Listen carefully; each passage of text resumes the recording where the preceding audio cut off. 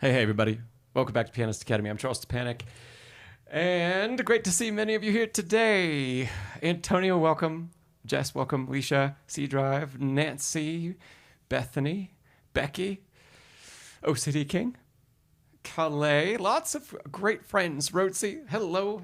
Great to see all of you here. Hey, Ricardo, how are you doing? Awesome. And Bjorn, welcome. And Calais, you're in a law and ethics seminar. Okay. Hopefully, we don't conflict too much with what you're learning there. Just a quick note before we get started and we jump into a couple of the submissions that we have today. That arrangement of Ave Maria, it's been out on YouTube for about a year, but it's just about to come out on streaming platforms, Spotify, Apple, Amazon, etc. It comes out tomorrow morning. And if you want to pre-save it, I left a link for you in the description here. You could pre-save that on your favorite streaming platform. There's also the sheet music, of course, to grab if you're interested in that. So, okay. And hello, Sandy. Hello, Leisha. And Calais, you're going to MTAC. I'm not familiar with that. I'm not familiar with that association, but very cool.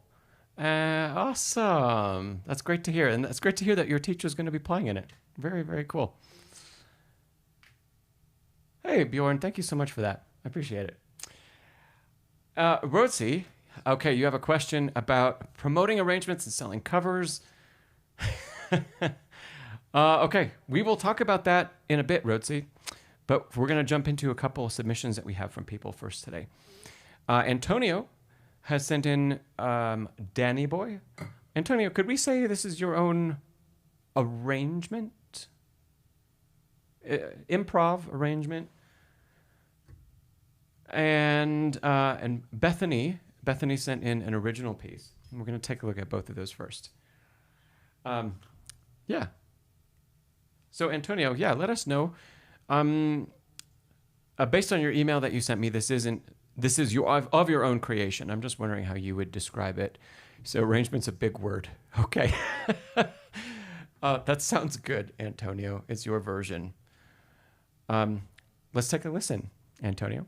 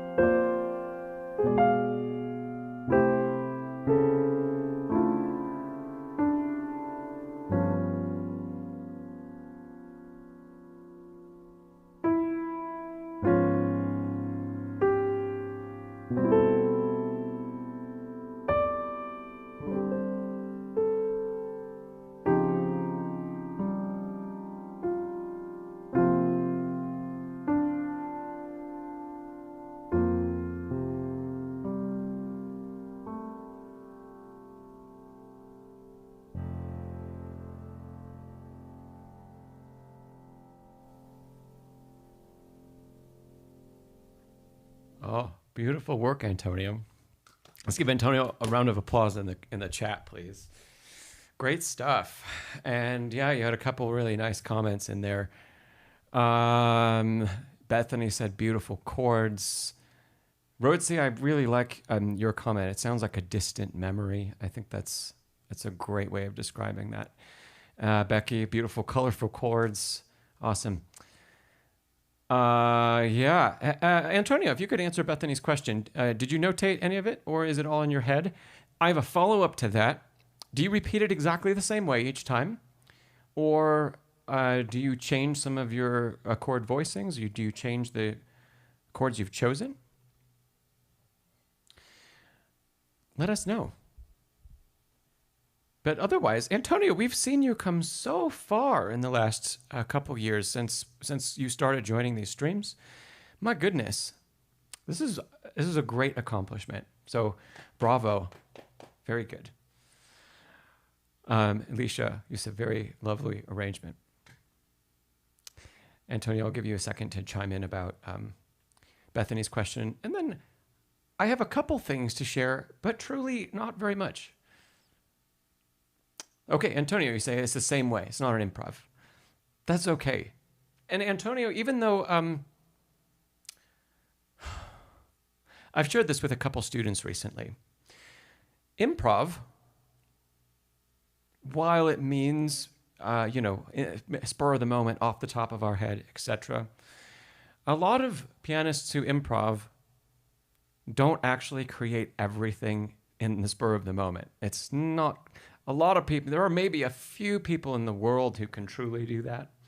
But I would say that a lot of people who do improv pull a variety of, we'll call them their musical vocabulary. They pull on their vocabulary. Think about it this way maybe. It's like when we speak to one another, it's off the top of our head, right? But we use the language that we have learned.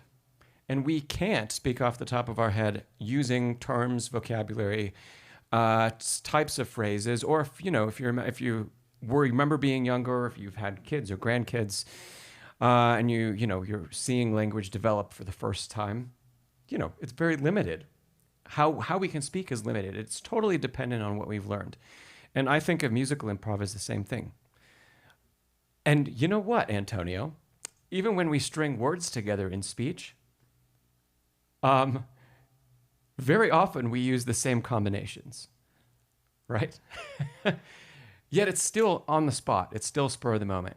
So because of that, Antonio, I'm going to say that your arrangement or your version, it does lean more into an improv style of things, even though you don't change it each time.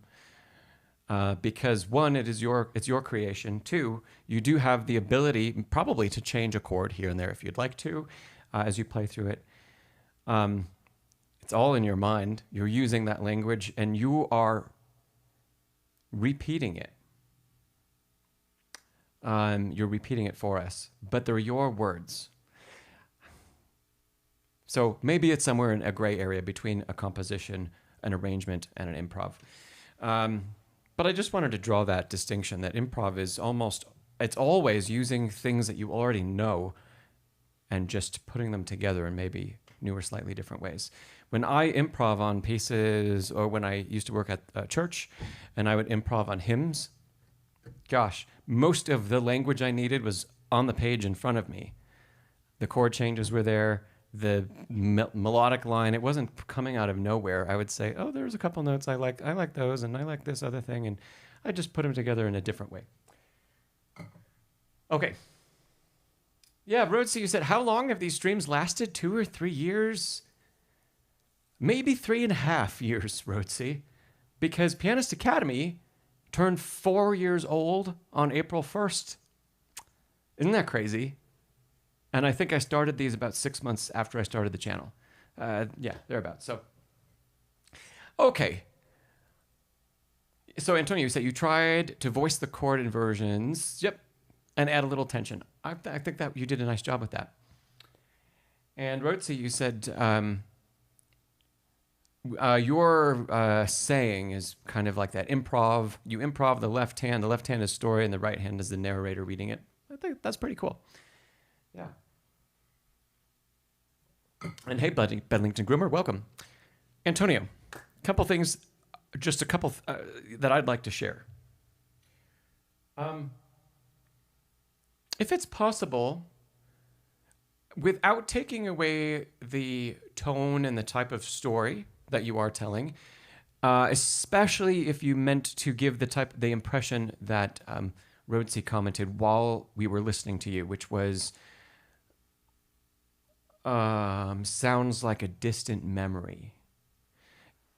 Especially if you were going for that, we don't want to change that too much. But I would say, Antonio, can you strive to hear a bit more of the phrase and a bit more of the line and the melody so that we can connect it just a little bit more tightly. Let's see if I can play around with this.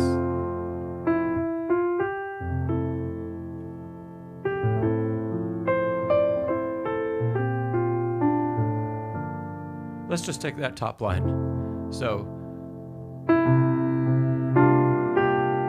sometimes if I kind of mimic what I heard, there would be a long pause occasionally. And then you didn't play any wrong notes, Antonio.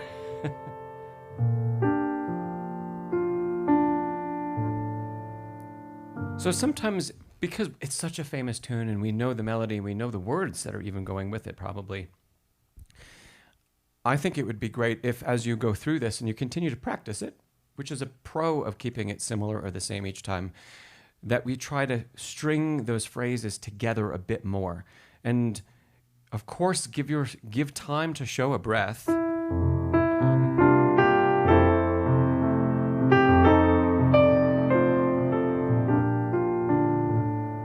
There could be a breath there.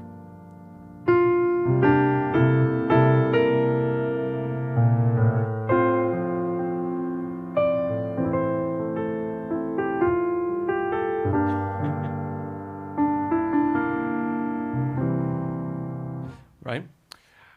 So can we hear that those all link together and that there isn't that too much time between? And where you want to give time,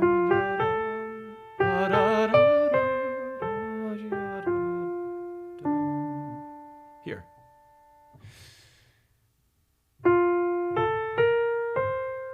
Right?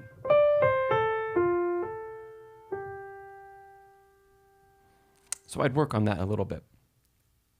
And a related thing to this, more of a technical thing, this is doing this by ear, right? I notice because of all the chords you have to play, Antonio, throughout, and you're playing chords in right hand and the left hand and the lower part of the right hand, you do a lot of melodic playing with just the fifth finger. So if we again go back to the top, you might be playing something like 4, 5, 5, 5. Maybe 4 or 5, 5, 5, 5, 4, 5. There's a lot of 4 and 5 repeated. There's a really cool thing you could try to incorporate that's a classical technique, but it would help you to connect the line. And that is, sometimes, could you try to walk with 4 and 5 rather than lifting the whole hand up? So,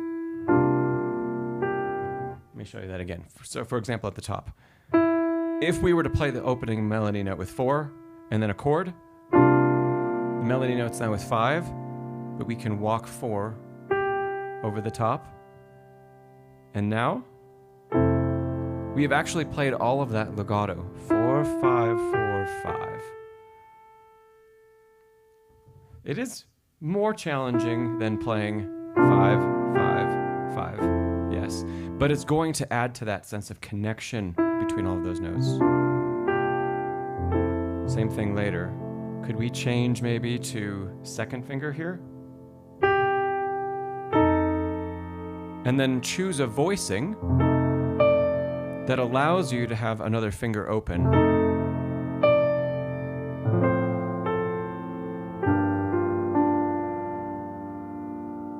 Yeah?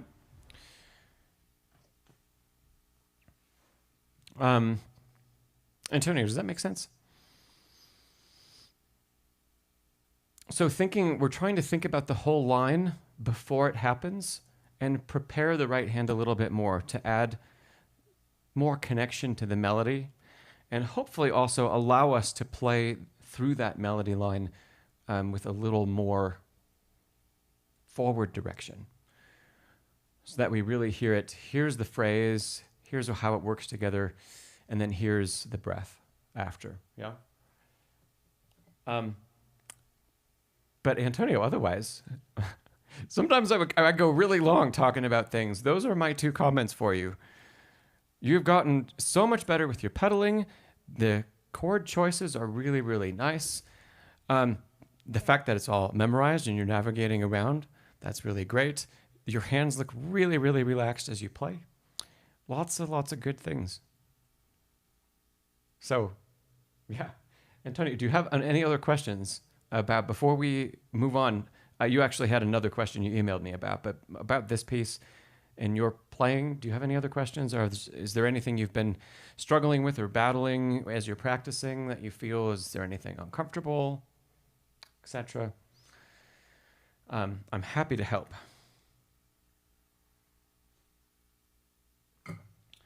Jess, you say improv would also require confidence and fluency. Yeah, I agree.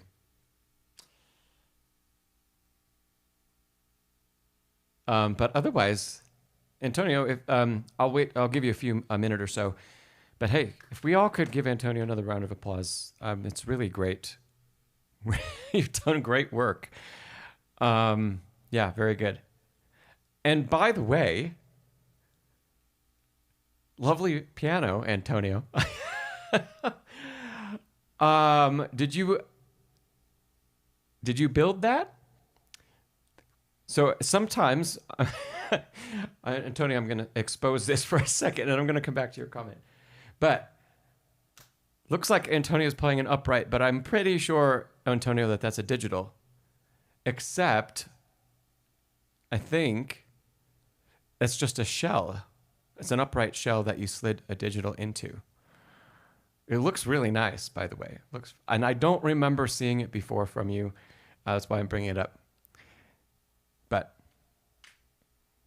there are 2 giveaways, by the way. One is there's no music desk, there's no music rack.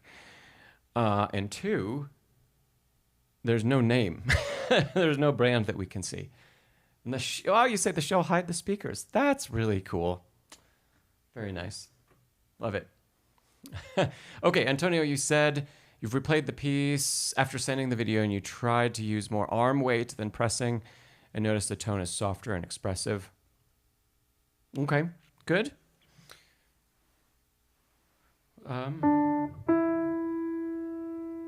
Okay. I'll let you continue to run with that instead of confusing you with anything else. I would say just continue to try to feel free in your playing.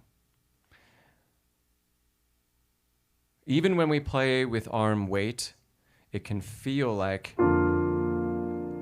in a sense, we're still able to float around the keys. And those 2 things sometimes they sound contrary to one another. So keep the floating. Great. Very cool. Antonio, if you don't have any other follow-up questions about things, we will leave it there. And let's move to your second question, and then we'll tackle Bethany's submission. Antonio's second question, which we can open up to everybody here, is, have you ever played a Fazioli piano before? Has anybody here ever played a Fazioli anywhere? Antonio just had an opportunity to. In fact,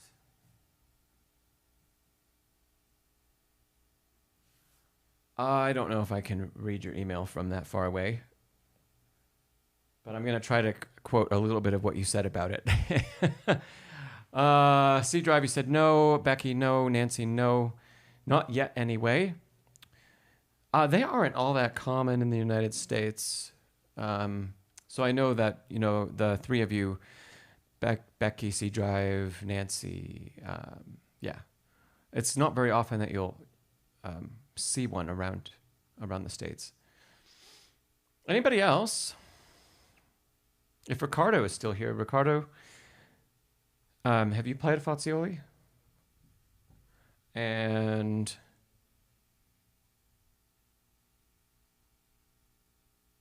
anybody?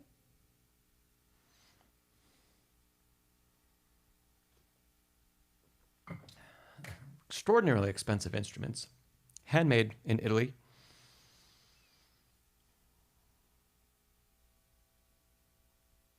Bjorn, your grandfather had 3 pianos, 2 Steinways, and a Kawai.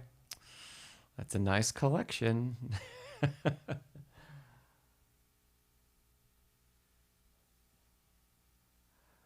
Bethany, no. Let's see. I had a student for a while who had a Fazioli at home. That was pretty cool. I think it was about 7.5 foot. And Sandy, you said you recently saw a Fazioli for $500,000. They're not all that expensive, but they are very expensive. Yeah. Okay, so Antonio, you said you played an F278, which is it's about 9 feet. So that's not the biggest one, but it is a concert grand.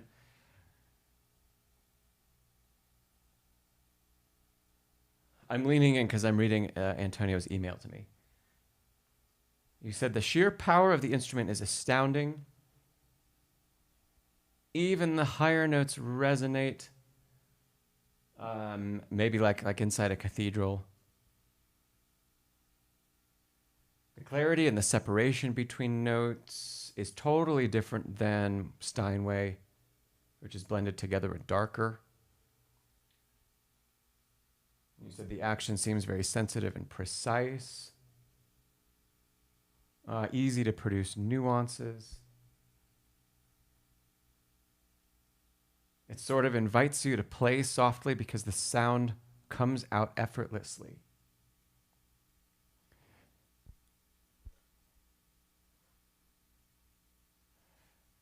Oh, Bjorn.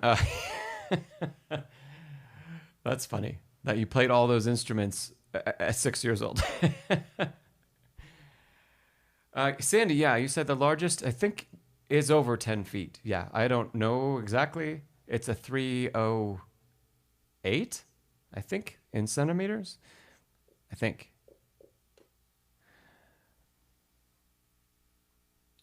C Drive, you say, it seems that Fazioli is becoming more popular in the big piano competitions. It still hasn't. Performers aren't choosing it as often as Steinway still. And a lot of the big piano competitions in Europe, they're offering some choice. And let's also remember that European Steinway is different than, traditionally is very different than the American one. There are still some components that are different between the two, a Hamburg Steinway and a New York, although the brand is more unified now than it ever has been. I have played a couple Faziolis.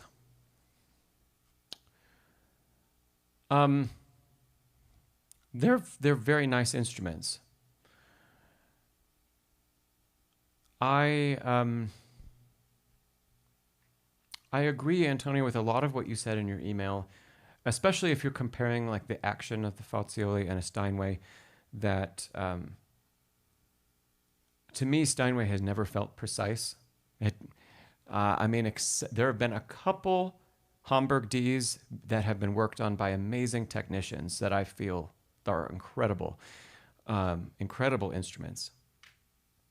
But more often than not, I feel like I don't get what I expect when I play a Steinway. And sometimes it's kind of nice. But I'm also used to, between playing Mason and Hamlin for a decade and now having had carbon composite in this instrument from when it was new, and then just replacing it about 2 years ago with all of the WNG carbon composite action parts, I'm very used to an action that is very fast and accurate. I would say the closest traditional wooden action would be Renner. So I agree that I think the action of the ones I've played, the actions of Fazioli's have been great. To me, there's still something just magical about. I'm going to attribute it to American wood more so than anything else, and the way it sounds. Because Mason and Hamlin and Steinway, American pianos, they produce colors that I don't hear come from instrument manufacturers anywhere else in the world. And I can't imagine. I don't think Steinway's design is that superior to Bösendorf or Fazioli or you name any of the other premier elite brands. I don't think that's the case. And perhaps it's just a personal thing that I really like that.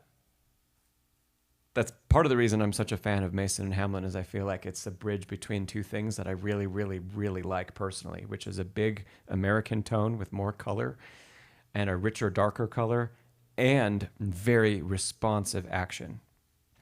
That's part of the reason I love their pianos so much. And with Fazioli, I tend to feel, I don't have the biggest sample of their instruments, so I can only say the ones that I've played, I have felt like they're fairly bright. And I have felt like there's only like 2 colors, maybe 3 I could get out of the instrument. Whereas a Steinway, for example, there's a huge palette, but I have to deal with an action that's less predictable. So pros and cons of each. Generally in the States, I see Fazioli's used more often by jazz players than by classical ones. Although we have seen in some of the bigger competitions, classical competitions, the competitors choosing Fazioli a great deal of the time. I would guess, again, based on my experience playing a couple of them, it's because it feels more predictable to play. And when you know all of the tiny little details and you know how to get them out and you know exactly what you want to do to bring them out of the instrument, and then you compound that with playing in an extremely nerve-wracking environment like in a competition, you want the instrument that you're not going to have to guess about. And I would hope that the Steinways at those competitions are as predictable as they could possibly be. But I would surmise that's the biggest reason why people are choosing Fazioli.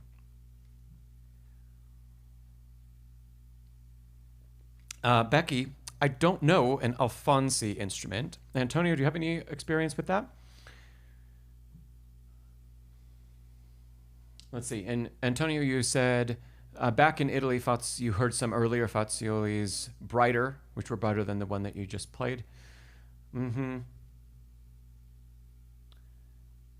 I'll also say the Faziolis I've played, they've almost all been at trade shows. And a lot of those pianos, just to be able to hear them in a noisy environment, they get voiced up. So even though I may have played them at the end of the day, that could still be something where they got a different voicing treatment than they would in a concert space or in a home or something like that.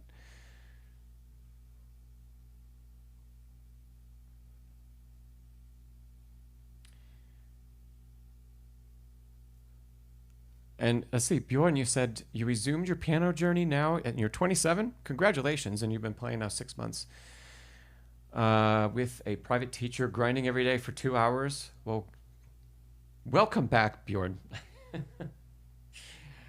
And what did you jump back into? Did you feel like you needed to start back from the beginning, or were you able to jump forward a bit? And how? Yeah, give us a couple more details about how that's going.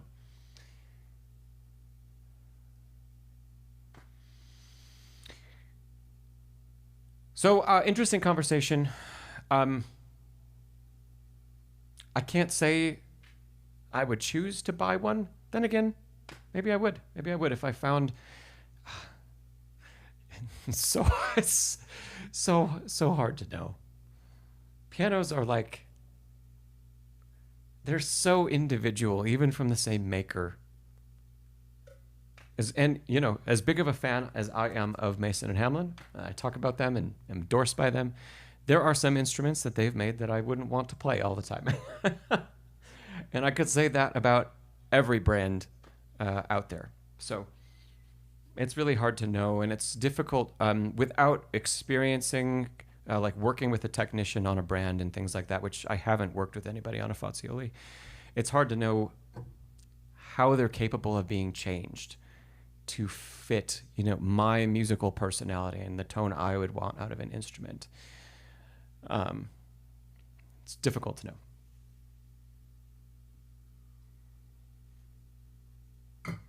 Any other chat about pianos? Leisha, on one of our streams recently, you said you were getting a new instrument. Has it gotten delivered yet? When is it coming? Oh, I'm so excited for you. Yeah. 2 more weeks. Oh, awesome. You got a little bit more time to clear the space out and make sure you've got room to get it in. Great, though. Okay. Yes, it is so exciting. Okay, since you live in rural Maine, oh, so maybe, Alicia, are they planning on shipping it out with kind of a load of other pianos that are coming to like a closer region to you? So there's one truck that's maybe going to take 3 or 4 instruments. Yeah.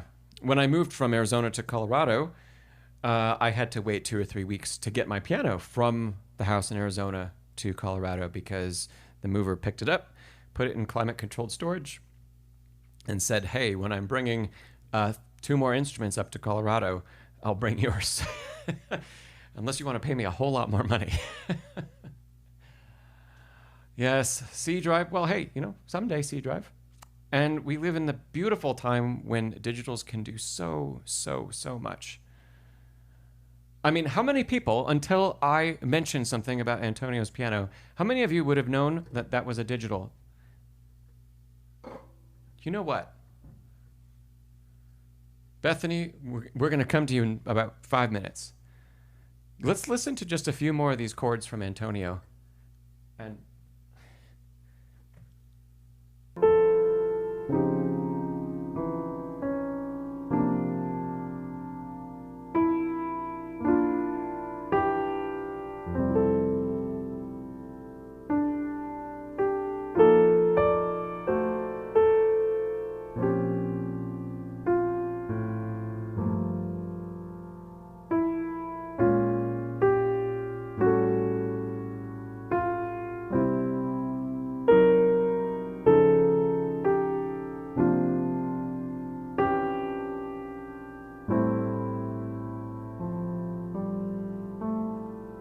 yeah, it sounds tasty.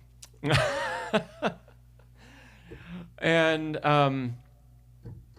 Antonio, the library that you're using, even is this the Princeton Grand?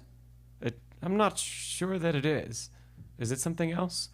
Because the library you're using even has a couple notes that are not perfectly in tune, which adds to the realism that you're playing, and that it's a real instrument, not a computer-made perfect digital, even if it's a sample library. So you say bit clavier, it adds all sympathetic resonance. Yep, that makes it sound more realistic for sure. Yeah. Antonio, do you have anything? Can you share with Bethany some of what some of the chords are? What some of your voicings are? Do you know the names of them?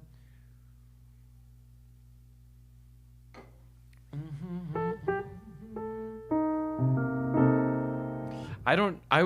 It would take me a bit of time to pick out all the individual notes that you're playing in some of those. I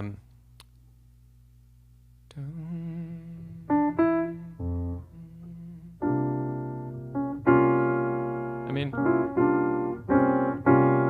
I feel like you used this kind of chord, Antonio, which would be a dominant 7 with a flat 9. And then that would be major 7. I'm just going to end up going to really standard chords.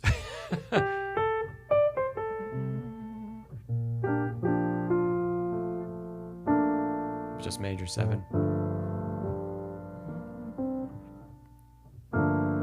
9.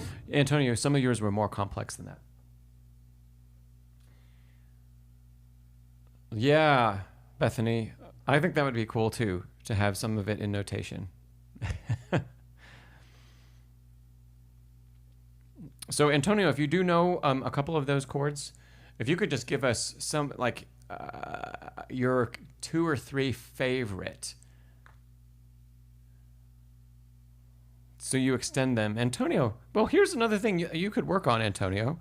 If you don't know the names of the extensions, figure out what they are. So you're probably doing it by ear to match something else that you've heard. But then if you want to take that and apply it to another piece that you're arranging or improvising on, see if you can figure out, well, what is it called? What was the extension? Yeah. Okay. Bethany, we're going to jump over to your piece. Bethany sent over an original. It's called Rain Washed. And we're going to talk a little bit about, you asked especially about some left-hand stuff, so we'll talk about that for sure. But let's enjoy listening to Bethany's original composition here.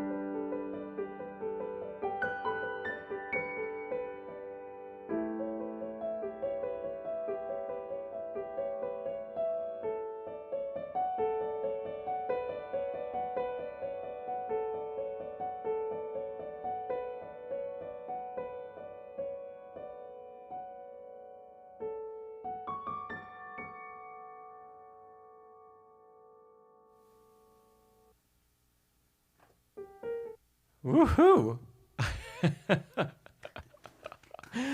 Very, very lovely work, Bethany. You had me smiling the whole time.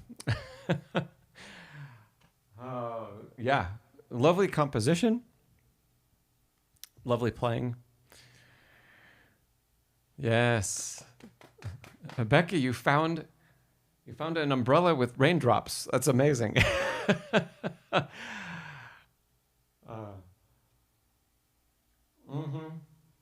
Very good work.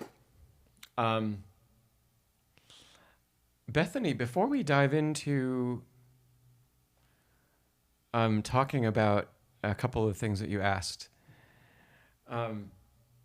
I would like to ask everybody else a question because I know you know the answer. Bethany, just double checking. It's okay to share your sheet music in parts. Just want to.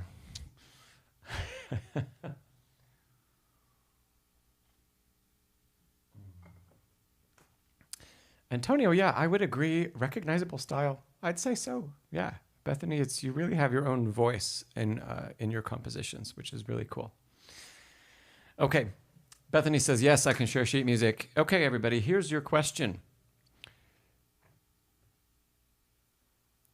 Here's the meter. Bethany's chosen 10/16, which is not a meter that is commonly used. Why didn't Bethany choose half of that? Why is it 10/16 and why is it not 5/8?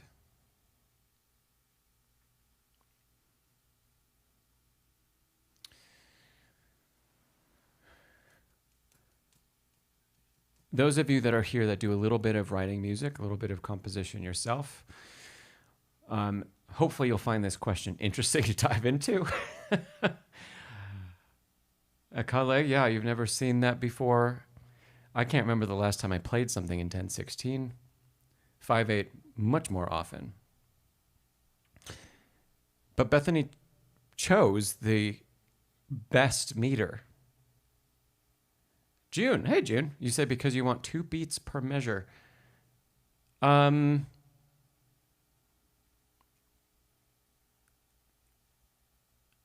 That's pretty good. That's pretty close, June. You're probably taking a little bit of a cue from maybe the marking up here, dotted 8th plus 8th. A C drive, you said to even it out into 2 groupings. Okay, or maybe you're seeing the division of the beamed groups here as well.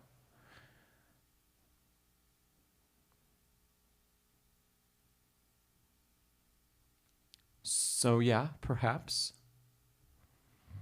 What would the problem be if we played this? You could have this just about the same notation in 5/8. What would the problem be? This is more of, I'm going to write a slight variation of kind of what it would look like in 5/8.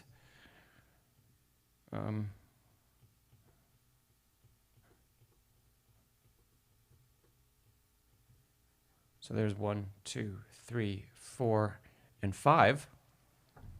How is it different? And where is the biggest where's the biggest issue in the performance of it? How would it change the performance? How would it change what the interpreter does if it was in 5/8 versus 10/16?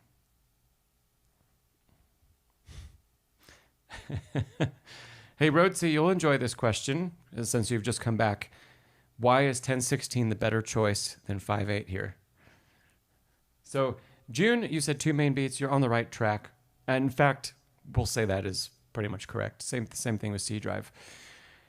However, let's take it one more step further. What is the problem caused by 5/8?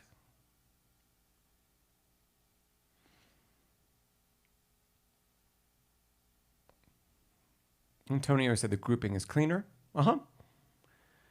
Rhodesy, it's easier to count. I'd say no.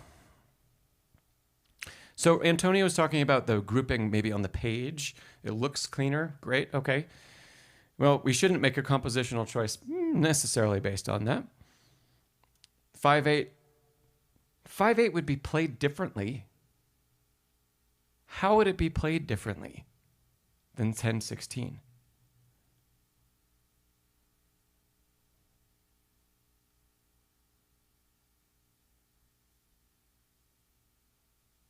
Yeah, Bjorn, we will absolutely, as soon as we finish up with Bethany's thing here, we'll chat about some more stuff.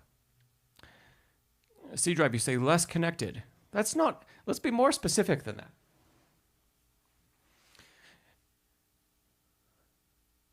that. I'm glad I'm challenging all of you with this question. The answer to the question is something you should consider anytime you play anything, really anything. We look at the meter, and the meter tells us something. We've talked about this on some streams in the past. What, other than beats per measure, what does meter tell us? Antonio, you says it suggests a pause between the two arpeggios of the left hand. You mean between the 5? It doesn't. We don't want to pause there. Nancy, you say stressed differently. Leisha, emphasis. You two are on the right track. June, not quite. Not. They're 16th notes in both cases. Okay. Let me play the difference for you at a slower tempo. 10/16, which is what Bethany wants.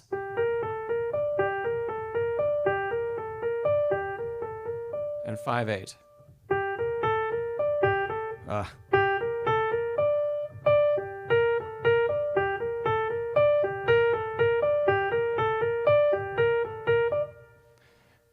What's the difference there?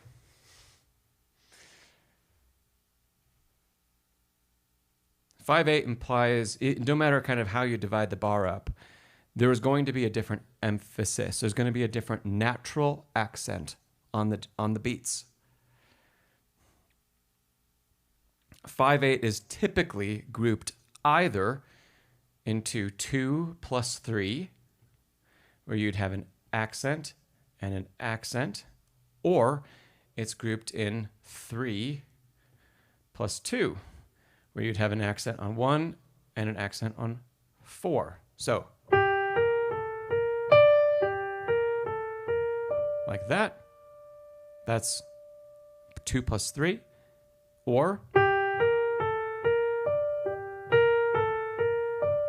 and guess what? Yeah, June. Oh, you did? Did you say that above? Oh, I missed that comment. The grouping wouldn't be the same. Oh, I see. Yeah, you'd need 2 and 3 or 3 and 2 groupings. Thanks, June. I totally missed that you put that in the chat.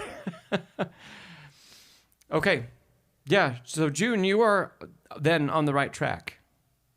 And neither of those divisions of 5/8, or the very last one, would just be that we accent every single note, which is how I played it first for you. None of those give what is actually on the page, which is 1, 2, 1, 2, 1. And Bethany makes sure we're going to feel it that way because of this, and giving you a tempo marking that says, okay, dotted eighth, which would be 3/16, plus eighth, which is 2/16. In other words, half a bar should be played in that time. So she tells you everything in that beamed group is felt as a beat. Great. Okay. Bethany, that's why I didn't want to ask you the question. You notated it out for us. But that's really important when we're talking about reading things in different meters. 5/8, even though the actual notes and the actual rhythms could all be fit into the bar, we can fit 10/16 notes into 5/8. You could choose to even beam them in that way. However, 5/8 suggests a certain natural stress. All meters suggest a certain natural stress. And that's something we should always think about whenever we look at meter. Even 4/4, simplest meter, suggests a certain natural stress. 3/4 also does. 6/8 does. 9/8 does. 10/16 is complicated enough, and it's seen so infrequently that we have some options. And so the composer can tell us, okay, this is the simplest way to put all these notes on the page. Even though the meter looks strange, this is the best way to do it. And I'm going to give you a little extra hint about how to feel the beat, because that's not commonly known. That how many emphasized beats are there in 10/16? Well, you could write a lot of different ways. So Bethany tells us exactly how many important beats there are. And Bethany, you say, I wonder if that tempo marking would be allowed? It absolutely would be allowed. Yeah. And let's see. There's no other way. There's, let's see. No, there's no other way to write that. So I like it. You might consider, and purely for publishing or something like that, that you'd put, if you could put those in parentheses, like a mathematical equation, so we can see that truly you mean that as one unit. It's pretty clear the way it is right now, but you might see parentheses a little more often in more complex tempo markings. Okay, I thought that was fun to dive into. Always look at the meter and understand the implied emphasis. That's the lesson for everybody. Yep. Okay, so Bethany, your main question in looking at this was a technical one, and you said in your note to me that you feel like, I'm paraphrasing here, do you feel like you get a little tense in the left hand, that it's difficult to keep it going?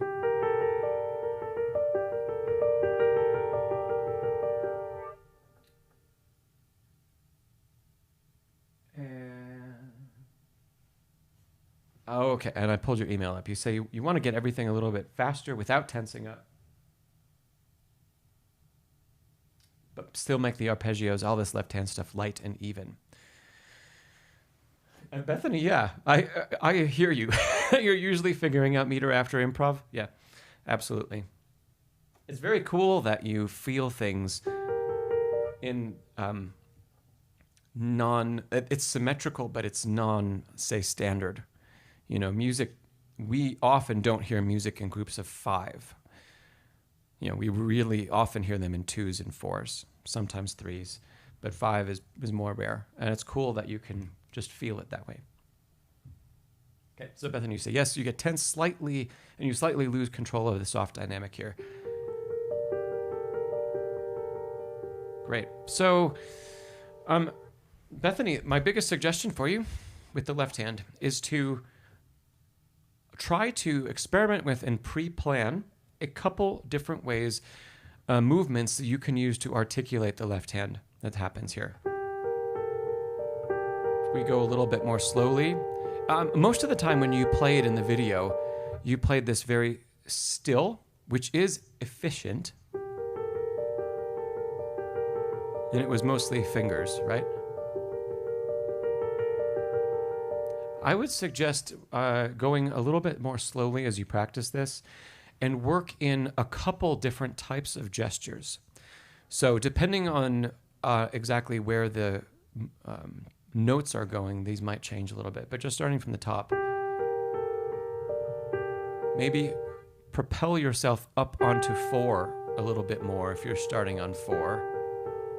Even if you're starting on 5, the same thing works. I think that's more complicated to play because then you're playing 5-4-3, 5-3-4-3. I'd rather play 4-2-3-2-1. I think that's how you were playing it. Yep. So, I'm a more propulsion through 4. That doesn't have to mean accented. So, Rhodesy, what we're doing is, some of the movement that I'm going to describe might make a natural accent, but we want to refrain from doing that. We want everything to stay under control. But we want to add more movement to every iteration of the phrase.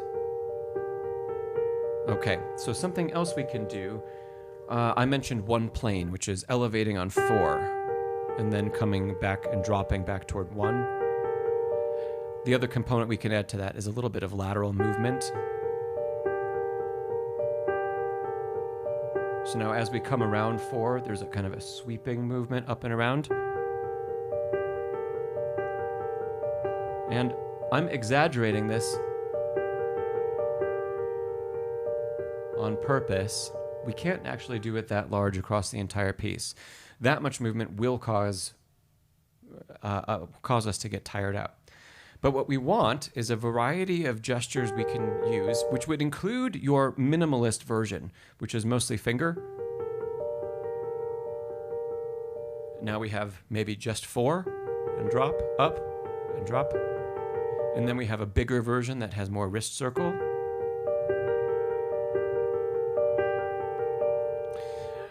Let's see, do we have any others? Yeah, we do. We could do a little bit of rotation.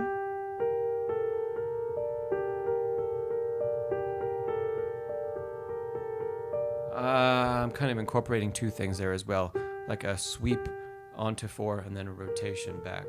Sweep, rotation. That's more rotation only. So now we have 4 or 5 ways to approach this figure or these types of figures. And the idea is to not be limited to playing them in only one way across the piece. So that when we, but be fluent in all of these ways that you experiment with and that you find, so that in the middle of a phrase, when you start to feel tense or you say, this is getting difficult to control, and I've been doing it with all fingers, can I add more movement? Can I switch to rotation? And can we do all of those changes while we maintain the same dynamic and that really very, very light articulation? So we want to practice all of these and practice them across the piece, knowing that we don't intend to play the entire work with any of them alone, but we want to develop enough fluency in all of them that we can, in the middle of every phrase, we can switch. A simpler analogy for this is like when we learn alternating fingerings for repeated pitches, like 3, 2, 1.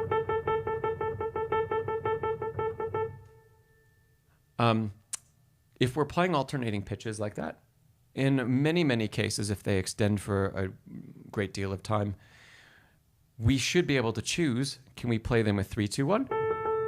Or just 2, 1? Or just 2, depending on the phrase? Or can we play 4, 2, 1? And can you switch? Not all those notes are being articulated, but there's 4, 2, 1, 2, 1, 3, 2, 1, 2. Can you switch between all of them and maintain the pulse and maintain the dynamic, etc.? That's usually the first time I think that we learn this type of thing, is how can we take a movement that's going to wear us out? Anytime we perform the same movement over and over and over and over again, it begins to wear us out. And the fact that it's the same causes tension to creep in, because we're trying to play the exact same shape over and over and over and over again. It also happens with repeated octaves. So we just want to build in a variety of ways to tackle those same notes physically. So, yeah, Bethany, you said bringing back Mission Impossible memories. Good.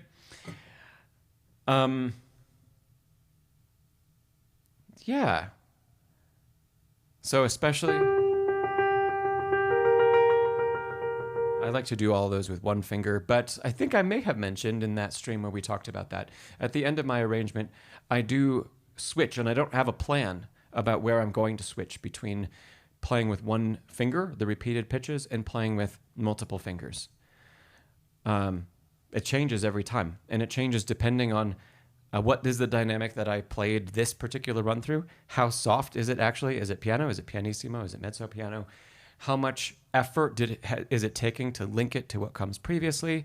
And then I'm reacting in real time as I play it, saying, okay, if I'm going to keep articulating all of these notes and not get tense, I have to change fingers, and I've got to do it in the middle of the phrase. So yeah, this isn't, you don't have to change your fingering here. But yes, we do want to be able to go through a variety of different gestures. And be able to switch them on our whim. So that depending on how you feel that particular day, did you get as good of a warm-up or not as good? Do you feel like a certain pattern makes you more tense today rather than less? And as you're playing, can you realize that, and then can you switch to something else that's going to be more successful in that moment?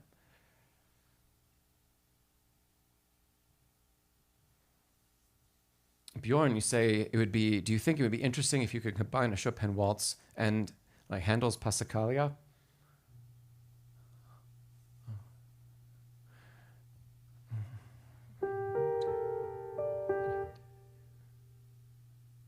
That could be interesting. It would be, yeah, especially I can hear the Handel. Maybe Chopin. It would be an interesting arrangement.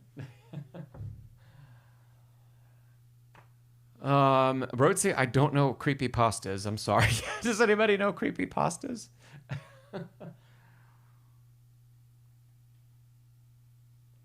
And let's see, Rotzi, you said, what harmony? Oh yeah, what key is it in, Rotzi? It's in G minor. And our first chord is a G. Bethany, do you think of it as a G add 2 or a G 9? G minor. I only have one more comment, Bethany. I really like a lot of how you played it. I like a lot of the composition. I like how you're relying on the right hand to do more crossing over and take something that the left hand might usually take. That's good.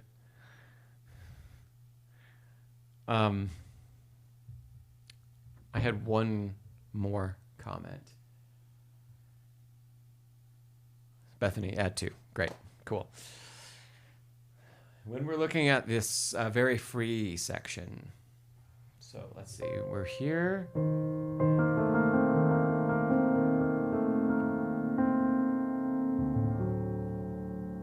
Such a lovely key change there. Very nice. This like droplets, that's a great metaphor. And you've given us the right dynamic for it. I would love to hear you play them less rhythmically, precisely, and even quieter than you did. Oh, so we're not in that key anymore.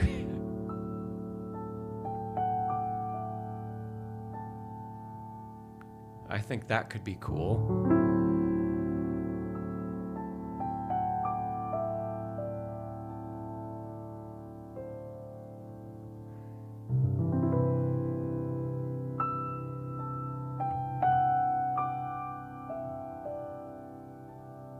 And even throw some other shapes in there, an accent, maybe a note here or there that is unexpected.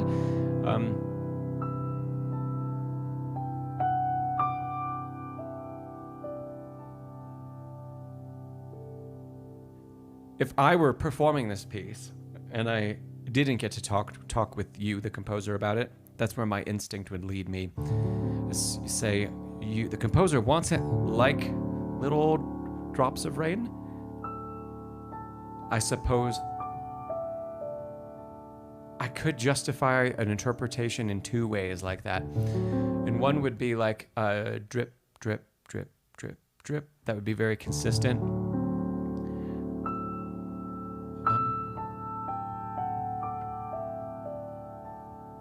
I'd still play them as soft as I can, pretty much.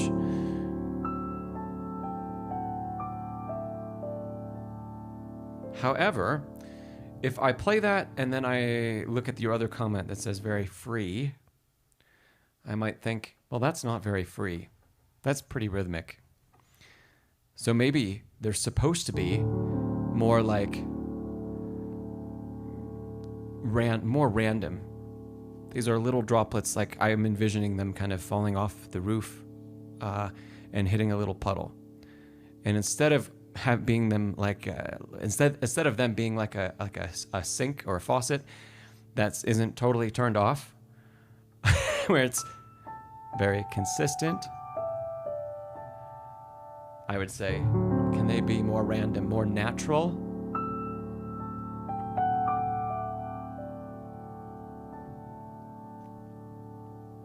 Sometimes, so Bethany, just now riffing on your thing, you said more like water falling from leaves. If we go further with that and say, sometimes if you're out and exploring after rain, and there are trees and everything, sometimes as droplets fall, they might start to collect, on one leaf or on two. And then there's enough weight, that accumulates that more of the water can fall more freely. And so there might be a moment in time where there's not much happening, and then a couple drips. And then all of a sudden there's one that makes more sound and more motion happen.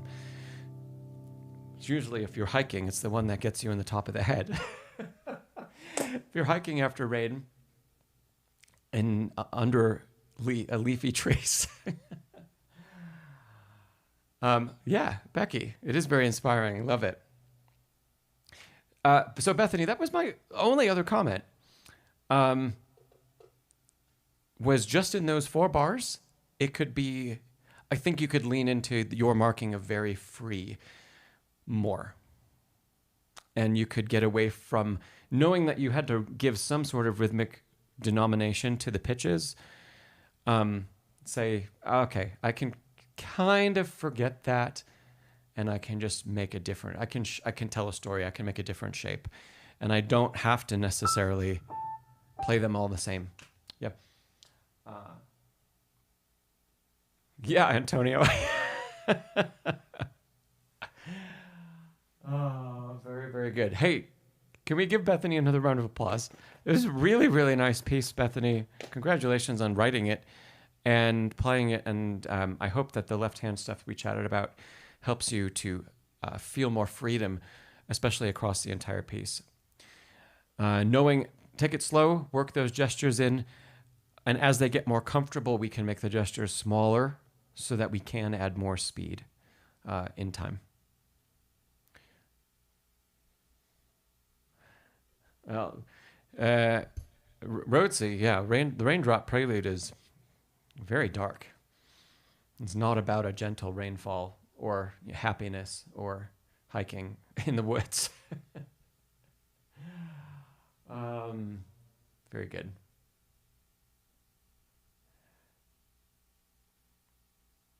And Bethany, do you have any follow-up questions before we move on today?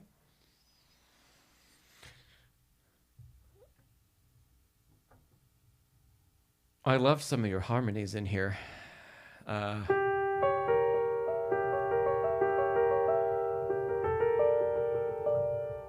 Yeah.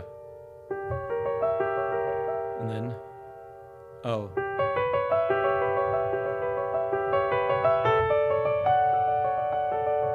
Yeah, very nice. All lovely stuff.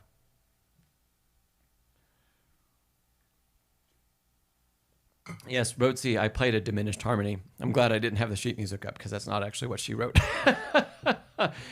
There might be some earlier in the piece, but I misread the key signature. Hey, David.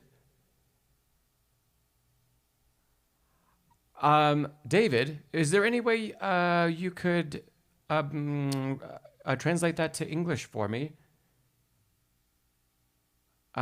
Or if someone else could, hello, David. If someone else could type it in and use Google Translate, I'd really appreciate it.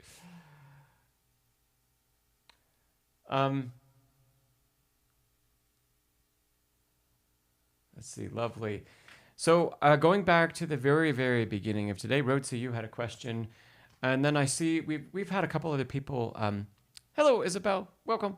We've had a couple other people chime in with kind of ideas that we want to talk about. Oh, yeah, Bethany. Let's talk about this first. Overall phrasing, keep the melody connected throughout and interesting. Was there enough dynamic contrast? Yeah. Yeah. Because I don't think you're writing a thunderstorm. So maybe part of this is a gentle rain, and in other parts of the piece, the rain has stopped and we're experiencing just the water around us.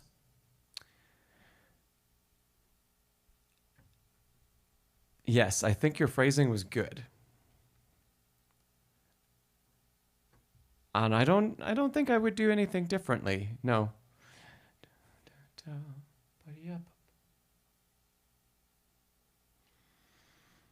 No. So, congratulations. Bravo. Oh, David, thanks for that translation. You know, yeah, I'm happy to have 20 people here, 27 right now.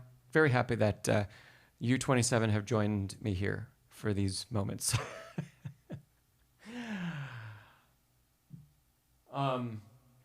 Okay, so we have Rhodesy, you had kind of a business question, and you did type it in way at the beginning of the stream. So we could talk a little bit about that.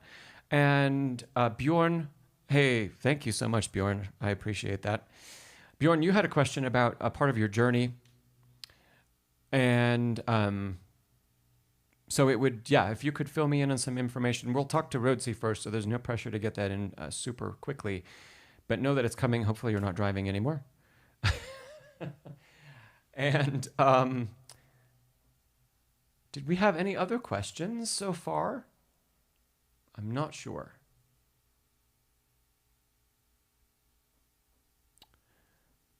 We'll start with those two. And then as you think of more, or if you have any other questions, just type them in the chat. And we'll get through as much as we can in the next 45 minutes or so. So, Rhodesy. Oh, hey, Isabel. Great. Thanks. Tips for jumping with left hand without looking. Sounds good, Isabel. We'll tackle that in a little bit. Rhodesy, you said, how do you promote arrangements? Bethany, maybe you could chime in a little bit with your experience on this too, because you do sell your music. How do you promote arrangements and sell covers? Rhodesy, you've made a cover and you have a website to sell it, but no sales. Okay. The first thing I want to mention is unrelated to the business side of things. Whether people buy or not is not always related to the quality of what we've done. So if people don't buy it, it doesn't mean it's bad. It doesn't mean it's not good. It doesn't even mean people don't like it. I have a private student of mine who we most often work on arranging and composition together. And he has a couple arrangements of some popular pieces, and he has a YouTube video out playing them, and they're published on and licensed on Music Notes. They've been out for a couple of years, 2 years, I think the last time we chatted. And let's put it this way. Anytime you sell on a third-party website, you have to surpass a certain number of sales before you get paid. It's been 2 years. He has not surpassed the certain number of sales. And it's not a lot of sales. It's like less than 5. And that can be demoralizing to have that happen. The internet's a really big place. And I have found that there are a couple reasons why people tend to do well selling their music. So we can chat a little bit about those. Bethany, if you chime in too about your experience in selling things, you do a kind of a combination of things. I've seen a lot of originals, but you sometimes arrange things, don't you?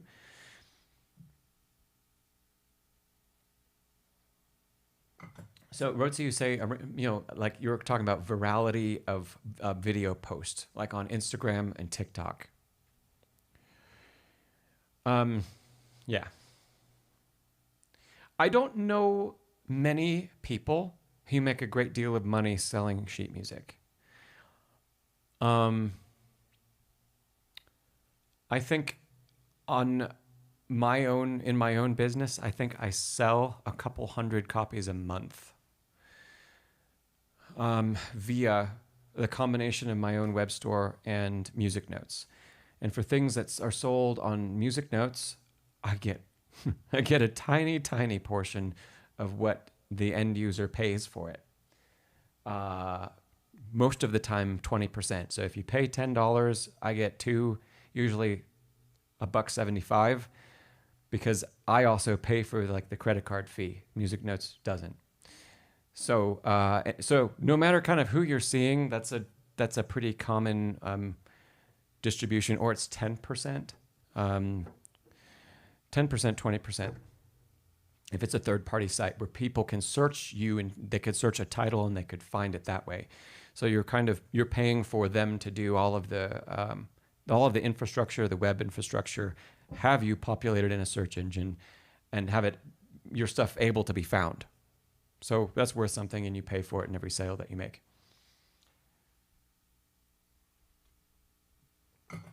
And so, hey, Cynthia. Oh, that's a great question. We'll tackle that soon. Cynthia, you say Brooklyn Duo succeeds. Does everybody know Brooklyn Duo? They're great. Pianist and cellist.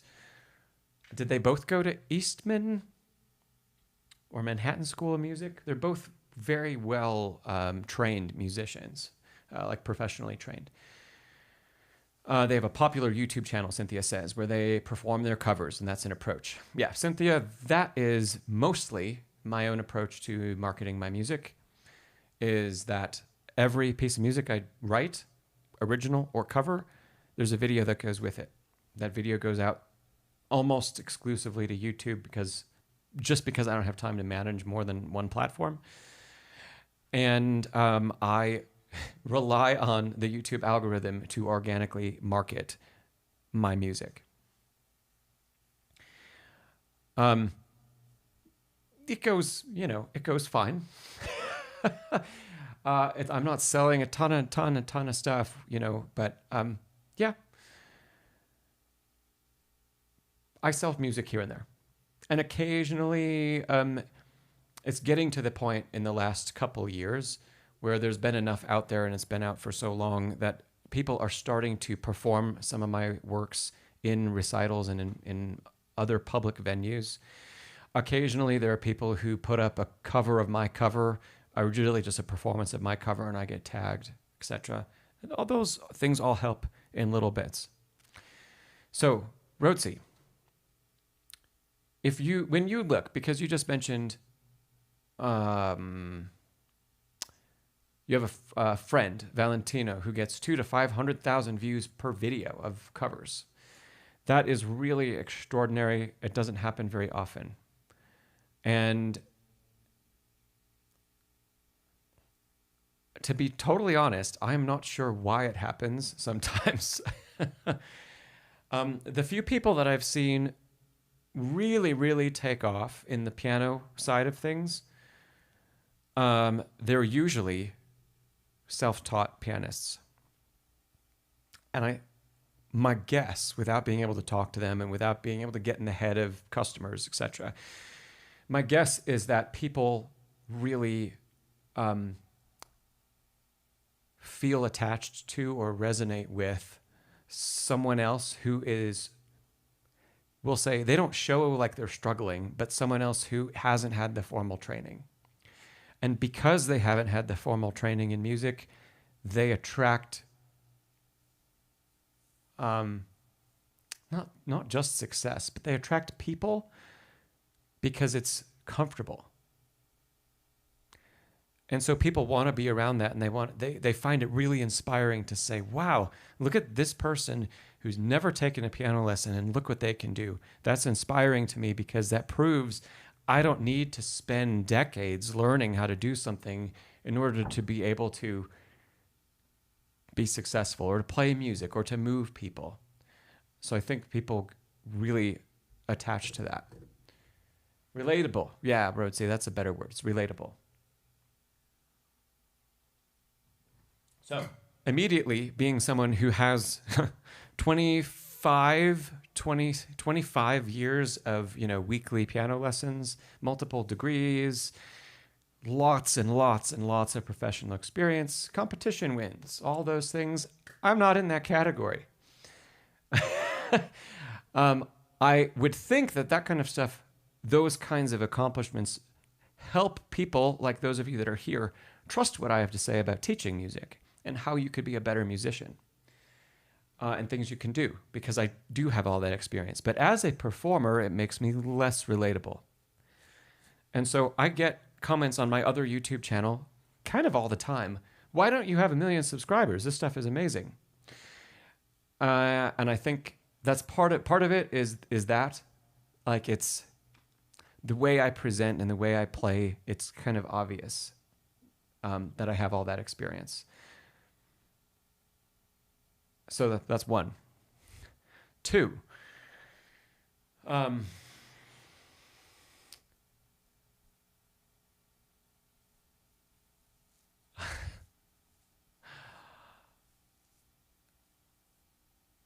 Well, I had the thought and it's gone. So I think we're going to move on. And if it comes back, I'll bring it up.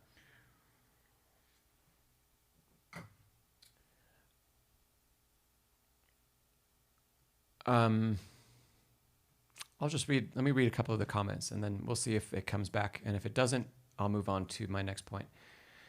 Bethany, back a little bit ago, you said on Sheet Music Plus, you rarely sell originals, occasional arrangement, because most people are searching for something that they already know. Yep, that's true. Oh, I'm going to add to that right away as well.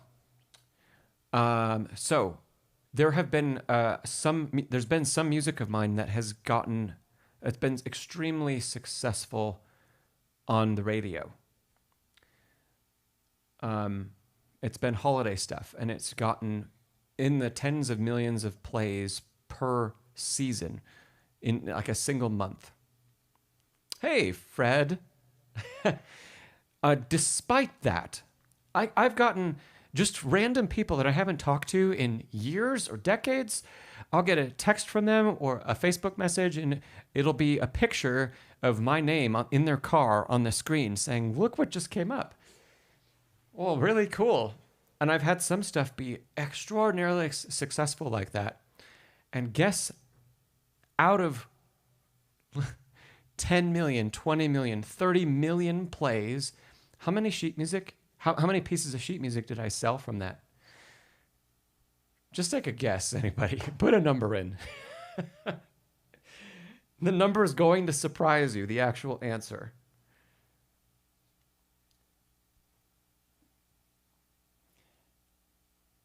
Cynthia, you said 100. Rhodesy, a few thousand. Bethany, 12. Isabel, 250. 50 from Becky. Yeah, great guesses. Big fat 0. Yeah. Because, one, a lot of people that listen to piano music don't actually play. And two, when people are in the car driving around, which is mostly where all those plays came from, they're not in a place where they can access their computer. By the time they get where they're going, they have probably forgotten the music that they heard. They don't remember my name. They don't remember the piece. They may not have even looked at their screen while they're driving, because if you're a good driver, you don't. So, yeah, 0. The conversion was 0.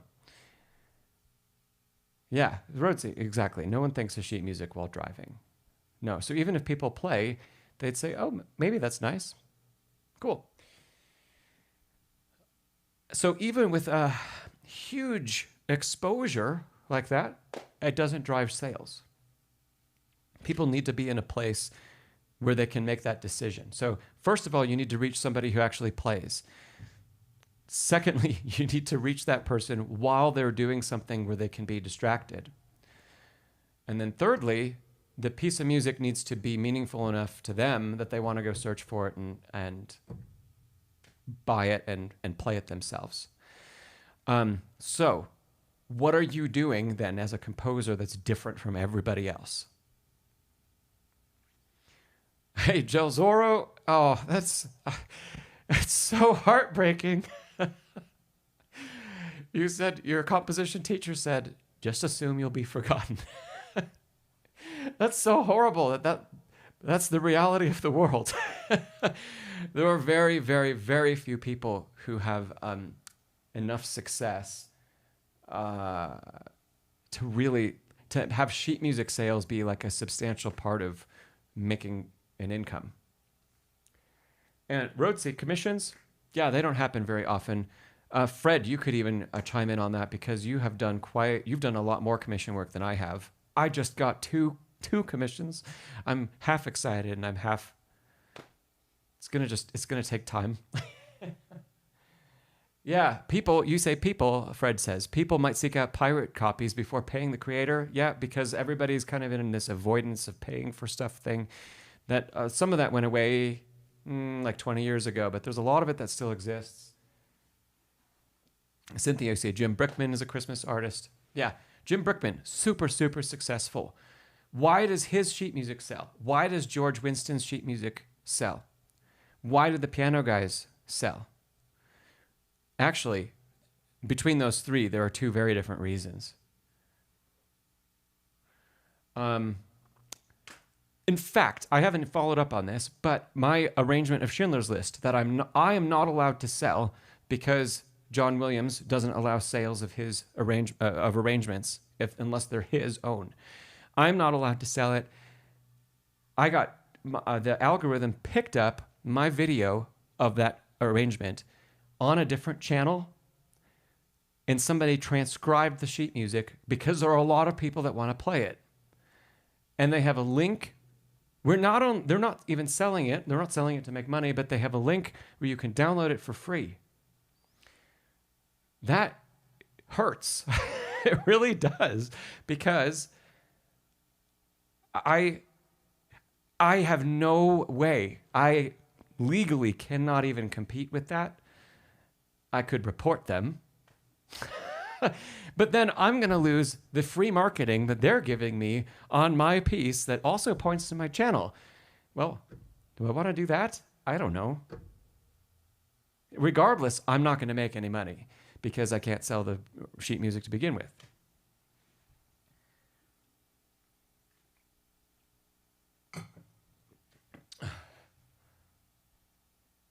Oh, Bjorn, okay, I will take a look for it. Yes. Yeah, Frederick, you say commissions or some commissions, pocket money at best. If you had 10 times the commissions, the money still wouldn't be great. And you'd be completely swamped. Yeah. Yeah.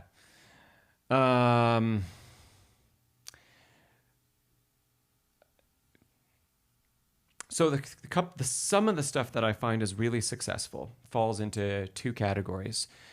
One is it is straightforward enough music that a really, really, really large number of people can play it. So that's not what I want to write. I don't want to write things that, play like a standard arpeggio over and over again. I'm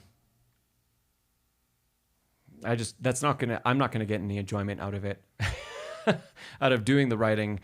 So even things that I write that are more accessible level-wise, they're still me, they're still my voice, and they still incorporate things that are less commonly seen by, let's say, like the average pianist who's just tooting around the internet. So I've seen some of those kinds of people, if you arrange things where like you follow a pattern and you repeat it in a lot of your arrangements, and it's something that is a kind of a more basic level technical thing, you can make a lot of sales. But then you kind of have to get lucky because A lot of people do that.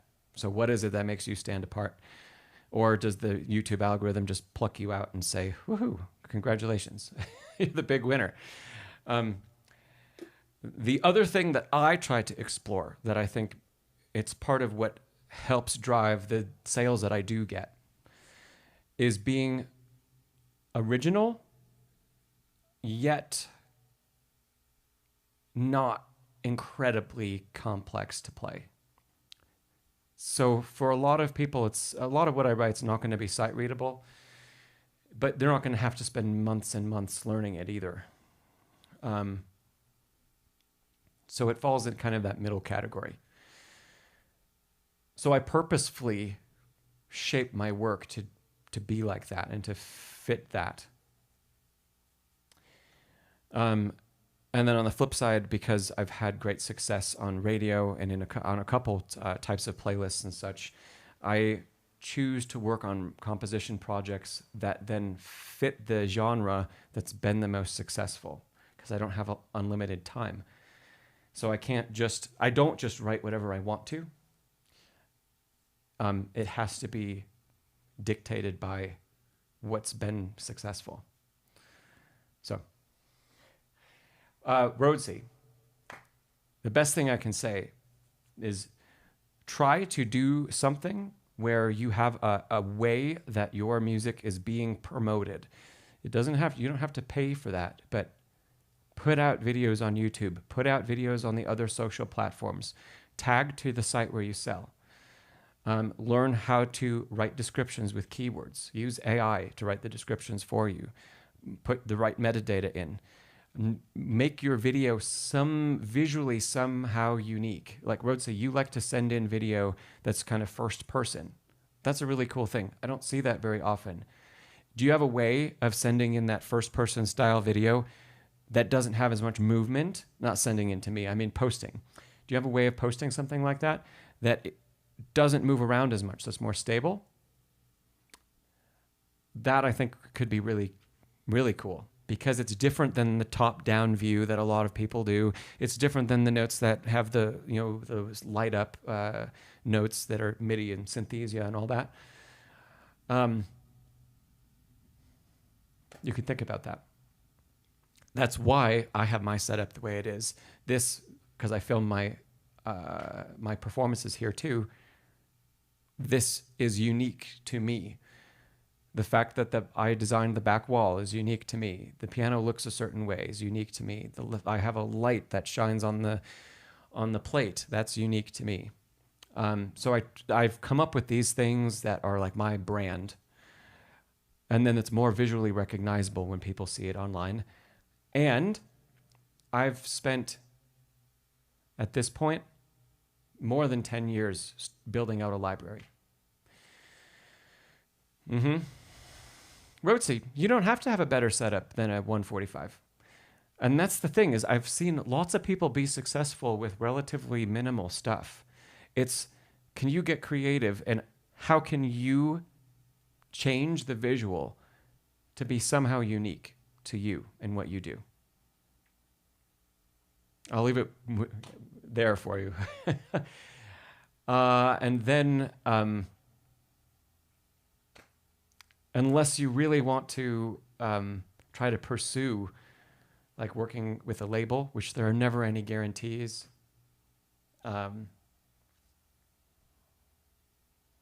just keep at it. Keep posting. Find ways to promote it on other social media. Do collabs if you're into Instagram and TikTok, etc. Do collabs with other people. Like Long does that. He uses that all the time, and you can collab with Long. I see it on Instagram. So pay attention for his posts and see if maybe you'll get featured in one of his videos, and then you'll get a little bump in traffic on your page. Yeah, Cynthia, Kyle was great because he was one of the first to do it. And the videos were really simple. It was like a camera over the shoulder. The sound was good enough. It was just the sound from his digital. But, 15 years ago, people accepted that. The piano guys were successful because every video they did was the complete opposite. And it pushed all of the other creators in the genre to need to do way more complicated stuff. Because the piano guys would fly pianos to the tops of mountains, and they'd have a 10-person video crew come with them.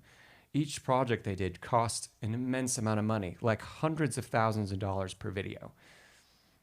Well, they got the funding. They raised the funds to do it.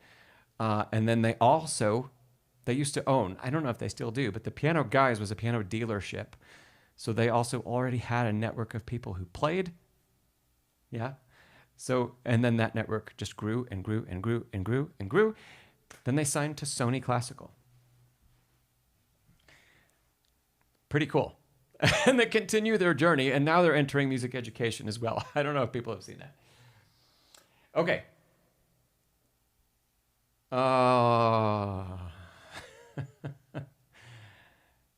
Roadsy, do it for the fun, for your enjoyment and for the fun of it, and creating something and making the world a better place. Do that first and foremost. And if something happens to go well, great, you can pivot and you can try to see where it takes you. But it's very difficult to live a compositional life where you've already had success in a couple ways, and then your job becomes recreating the success. It's really hard to stay inspired when the job is half about music and the other half is about business. So.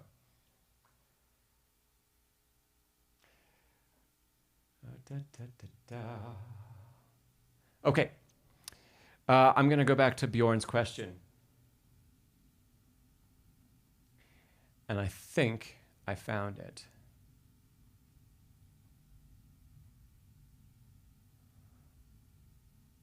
Okay. I'm going to read a couple of things, Bjorn, that you wrote, and we'll go from there. You say, so basically, one of the main reasons you made a comeback is your unique teacher. You mentioned it's been nearly 6 months since you returned to practice. And now you say you've been practicing daily for 5 hours? 5 hours a day?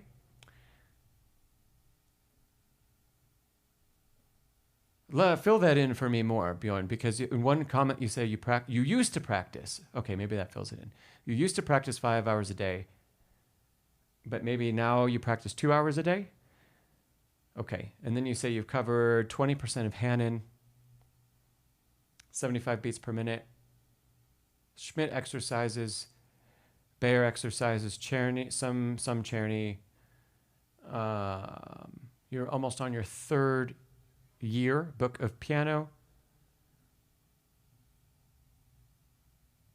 Your teacher tells you that you're her most talented and student with the most potential. That's awesome. And you surprise her by playing by ear. Awesome. Okay. Bjorn, where would you like to go with that conversation? Do you want to know if you're on the right track with things? Steps to take in the future? Repertoire? Repertoire will be a little difficult because I don't know exactly the repertoire other than some of the exercises you mentioned. Hey, is Zay Deosol? I'm just call you Zay. Thanks for being here. So everything I think of, Bjorn, you say, okay, first up,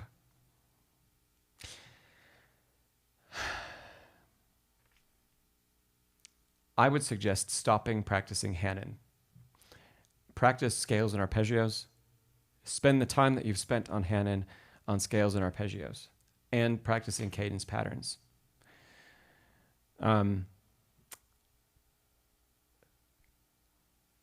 Yeah, as a teacher, I don't give Hanon to pretty much anybody.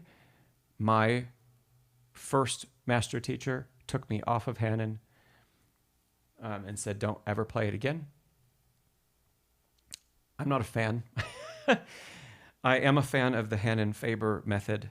I have videos about it on the channel, so you could check it out. But it's less about playing the notes and more about how we learn how to use the body in playing. Just playing the notes of Hannon, I don't think it's the best use of time. I don't think it's the best way to use your 2 hours. So practice your scales. Practice your scales in a variety of ways. Practice them, especially if you're really into this and you're learning well and you're willing to do this number of exercises. Jump right into practicing scales. Let's take B major, sure. So of course, in parallel octaves. You said you're doing Hannon right now, 75 beats per minute. I'm guessing that's 16th notes at 75 beats per minute. So that's going to be about what? If it was the Hannon exercises. Probably about there. 1, 2, no, that's... Yeah, that might be about right. Okay. Do your scales in accelerations, Bjorn. So accelerations are starting same metronome BPM, start 2 to the beat. Play for 2 octaves. I'll just finish it. At the bottom of the 2nd octave, switch to triplets. Same click. 3 octaves. And then switch to 16ths. Same beats per minute. 4 octaves.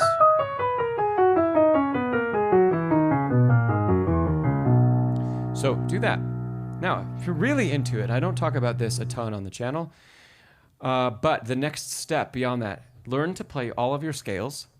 Let's start with 2 notes to the beat in thirds, sixths, and tenths. So, tenths, left hand on tonic, right hand on the 3rd of the scale.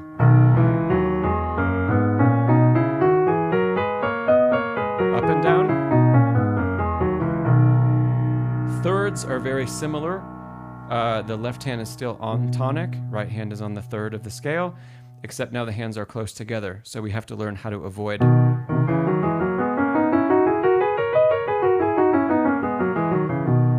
Sixths, the right hand is on tonic, the left hand is on the 3rd.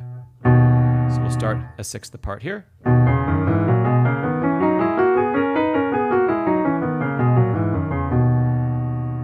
So learn all of those, okay? You say contrary, you've done contrary, ascending, descending, yeah, great. So add these to the mix. You don't need to do the scales in thirds, tenths, and sixths in contrary motion. Just play them in similar motion. Start to add, since we're talking about exercises, start to add dominant 7 arpeggios to that as well. So maybe you've done a traditional, let's say, D major arpeggio. Right? And be sure you're practicing your arpeggios in all inversions. So,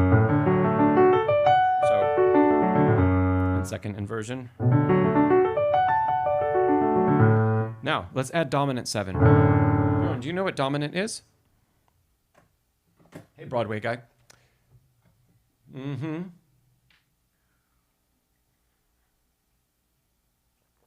OCD King.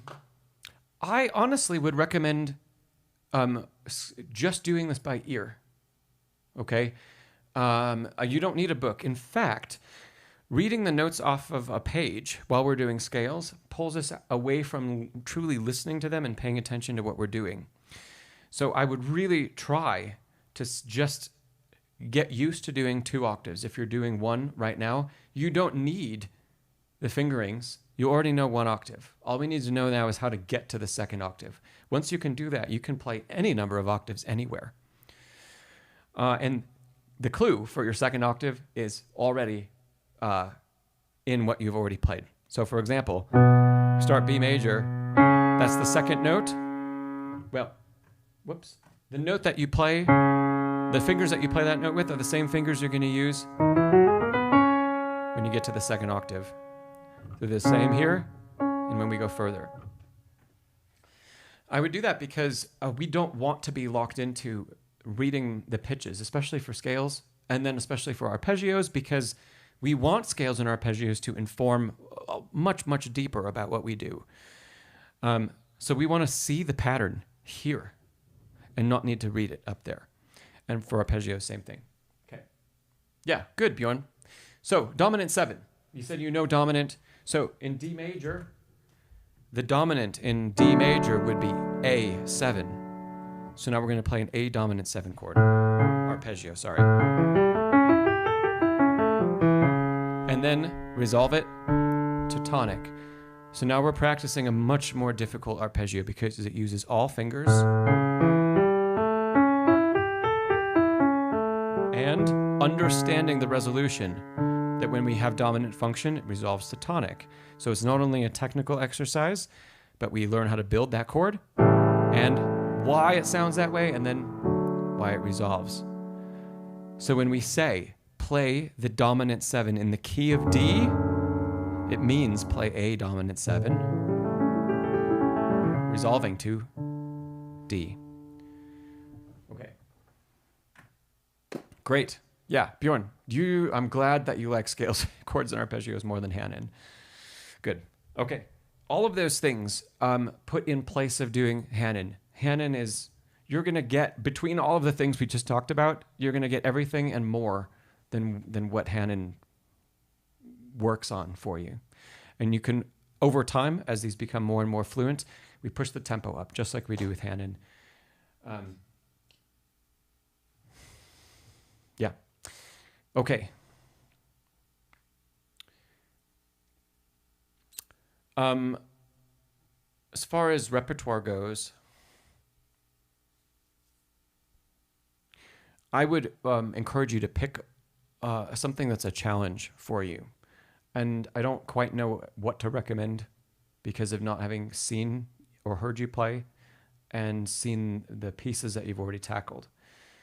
But I would say look at, for example, the RCM syllabus that's published online, and look at the different grade levels. Pull out 1 or 2 pieces and assess, okay, if you start with grade 1, how does grade 1 compare to what you've already played? And how do you feel about it? And then I would go up 1 or 2 levels from what you think looks familiar. Just pick one piece. We're not going to live at that level, at that higher level, but pick one piece that's going to be a challenge piece, and say, really want to learn this. And then it sounds like you have a good teacher, so they're going to be able to help you through all of the little details about technique and understanding, interpretation and musicality and all of that. But have a challenge piece so that we're not just sitting at a baseline level and slowly progressing. Sometimes challenge pieces, especially if we're getting things really fast, they propel us forward way faster than we would be if we just sat at a lower level.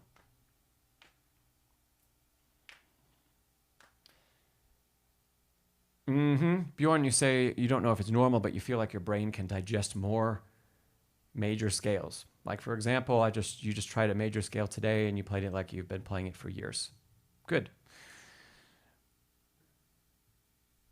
Yes, Bjorn, enjoy that feeling. Yeah, and take advantage of it. So if it feels comfortable and it feels like if you don't forget the next day after you come back, great. Keep adding things, for sure. And that's also why I'm saying grab a challenge piece. Because we don't know. I had this student of mine that I had a couple decades ago, was much younger. He was about 8 years old. But he started with me having played nothing. And we worked together starting with method books.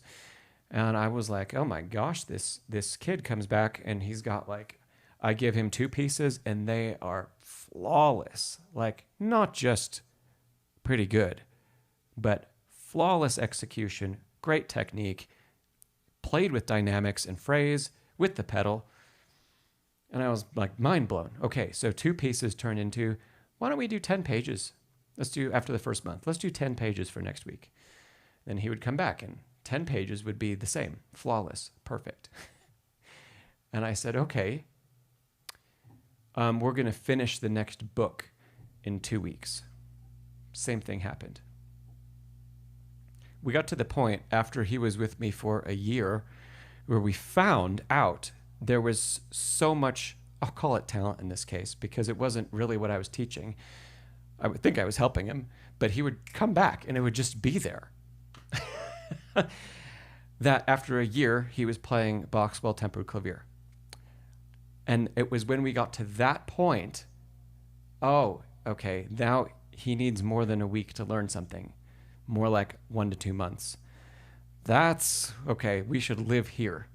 And I tried to get there as fast as possible with that student, because what's the point? If everything's getting digested so quickly and understood so quickly, there's no reason to stay back, especially if you're playing it well. Yes, Broadway guy.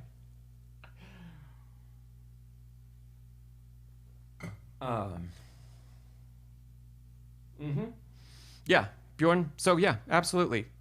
Pick out something that's way more difficult, and your teacher can also help you do that. You could even ask, hey, can we take on a challenge together? Can we pick something that you think is way more difficult than I should be playing right now?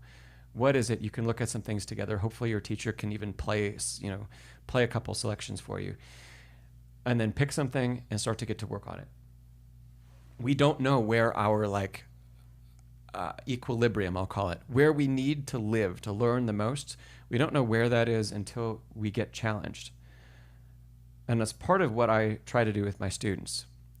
Sometimes that challenge it goes in different directions. Okay, so it's not always just more notes, but the challenge is how can we play with a deeper understanding, right? If the challenge needs to be with more notes, then great, that's where it needs to be. And if it's with fewer notes, but played in a more meaningful way, that's still a challenge. One other comment, Bjorn. Because everything's going really well for you and you are picking things up really quickly, I think it's incredibly important for if you really want to have a deep understanding of music and the things that you're learning about, pick a piece that you're studying. And it could be the Chopin you just mentioned. Pick a piece that you're studying and do 2 things. So I'm going to call it learn what makes that music tick. Learn the components of it. So the Chopin A minor waltz. What makes it a waltz? How did Chopin structure the left hand? How is the melody structured? Can you analyze the chords that were used? Do you know the harmonic function of them? That's all in step 1. And thanks for watching my video. Yeah. So that's step 1. Learn to have that understanding. So this is deeper than just learning the pitches and being able to play them. Now we're learning about the form, about the structure, about harmony. We're learning about that composer's language and how they used harmony in a way that was unique to them. Then your second challenge in this regard is compose a piece in the style of what you're working on. So pick the same key, learn how to write a similar style motif, learn how to write a similar style waltz pattern in the left hand, make it your own, make it your own notes. So you can't just copy Chopin. That still has to be your musical idea. Yeah? And write something that's yours. And see how your understanding of music and your understanding of what Chopin wrote changes because of your experiencing that on a deeper level. Hey, Mr. Musicus. I will have to see if I can find the Moskowski Opus 72, number 2. I will try and look for that before we finish today.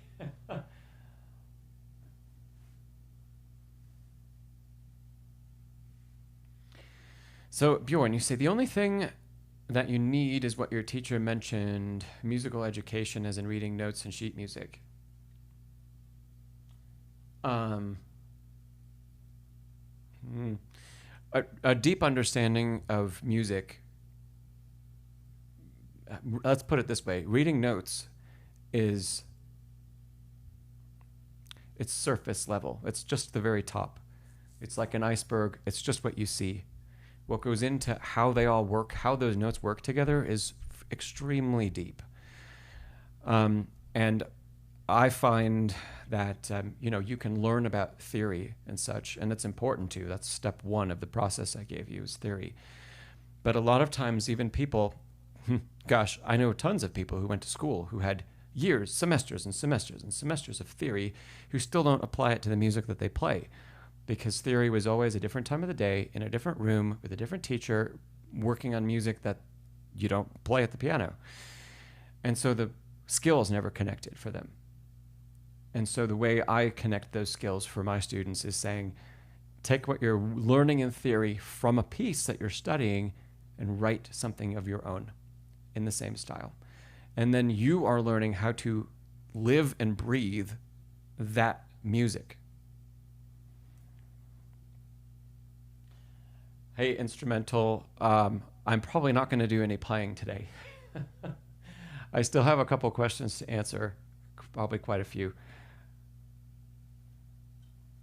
Okay, so Bjorn, you say that's what you meant.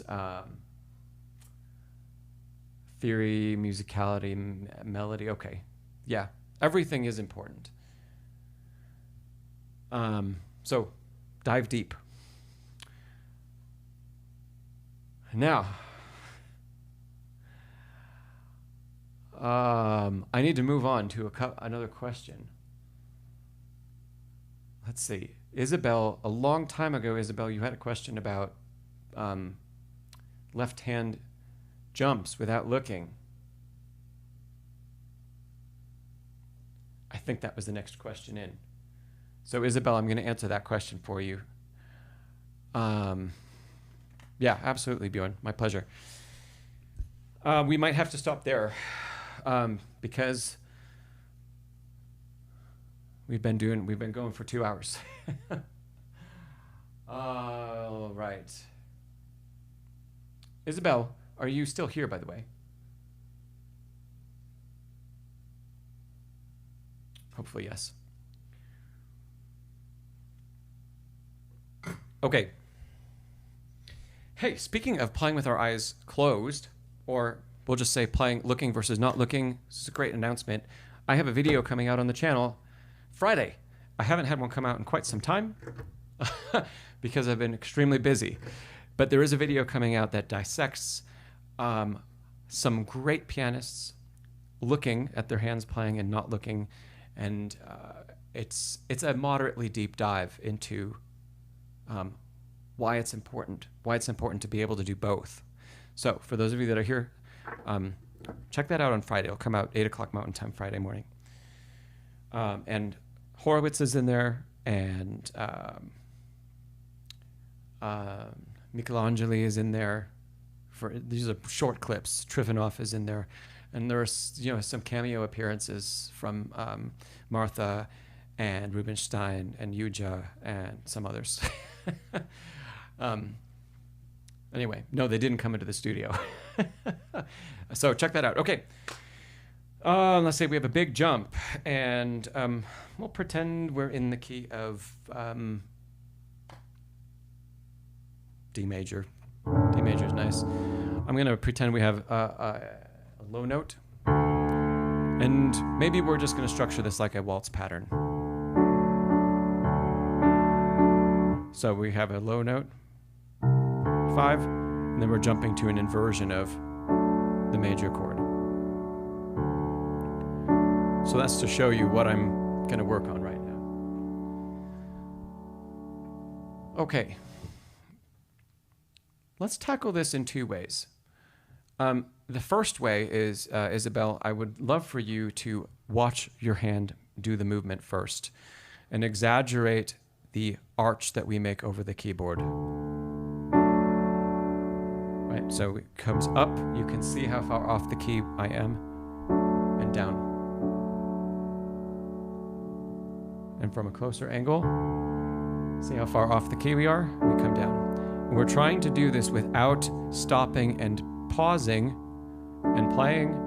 Go right into the pitches with a bigger arch. There we go. Back down with a bigger arch. Okay, we're still watching this, by the way. Make that arch smaller next. Still watching.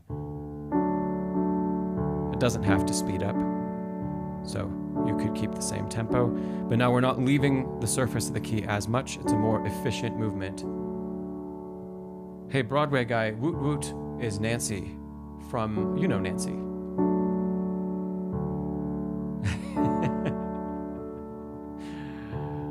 Okay, so Isabel, now we've made the movement more efficient. Now we're going to test it out. If closing your eyes is a little uncomfortable, you could just try to look away first. So I'm just going to look out into the distance over there, and I'm going to try to feel the same movement. So I know I've got to land with 4. I missed it. I missed it again. So 2 times in a row. Let's look back at the keys. There it is. Okay, now I'm going to look away. Bum. There it is. Look away.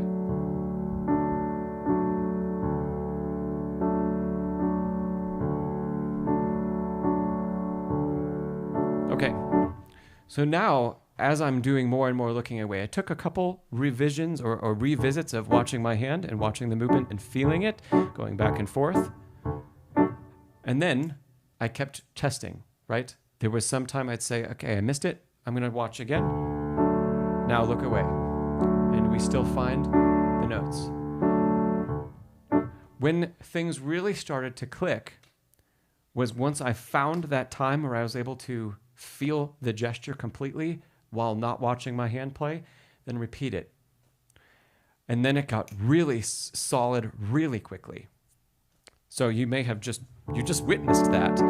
We went where I had to watch the notes, and then I could look away. First one not as good, but now they're really accurate. And I can even talk now while I'm doing this, right?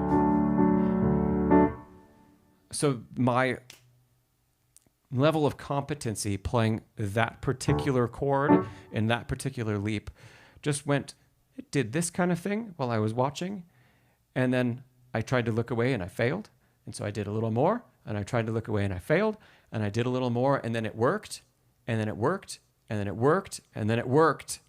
And now all of a sudden we've gone from where we would be taking baby steps, right? Playing this and watching. And then all of a sudden we can look away. Part of the reason I'm hesitating is because every time I do this, my orientation to the keyboards change, so it feels different. Sometimes my shoulders are out this way. Well, it feels like a different leap. Okay? So then when I start to come back, instead of dropping all the way back down to baseline, right? Maybe it's not quite as good as where I left it, but it's far superior. And that's what, as soon as we can look away and we get to focus on just what it feels like to make that gesture and how far the fingers are going and the arm, I'm focused on what does it feel like? How am I hinging at the shoulder? What is my elbow doing? How is my thumb coming out to reach that note? We go top down. So I'm not watching this anymore, right? But I'm feeling the structure of the hand to play the chord. And I can feel and learn the structure if I'm not watching it even better. So I try to lay the groundwork, and then we look away. And we laid the groundwork by doing a larger version of the leap and trying not to go shift, stop, play. Okay? There are a lot of teachers that recommend that. And if you practice that way, guess what's going to happen? You're going to have to, when you start to speed the tempo up of whatever it is you're working on, you're going to need the pause. And depending on the speed of what you need to play, you might not have time for that pause. And so we don't want to build the pause in to begin with. Teachers say be something like, well, stop over the notes so that you're sure you're going to play the right things. There comes a point pretty quickly as the tempo starts to get faster in a variety of music, you don't have time to do that. And if you've practiced that way, or that's the only way that we know how to perform a leap, then all of a sudden, every time we have to look and we have to plan, and then the hand moves, and then we double check, and then we play, and we're dropping beats all over the place. Okay. Yeah, so Isabel, yes, it was similar. It's very similar to the Shem method because, right, we're combining looking and looking away and looking and looking away. But we started with a little bit of a different approach, which was that arch that we make over the top of the keys. Exaggerate that and feel how we can come down and into the key and make it smaller then. Okay, good. Hey, Dan. You ask what playing level? What I say Antonio is at.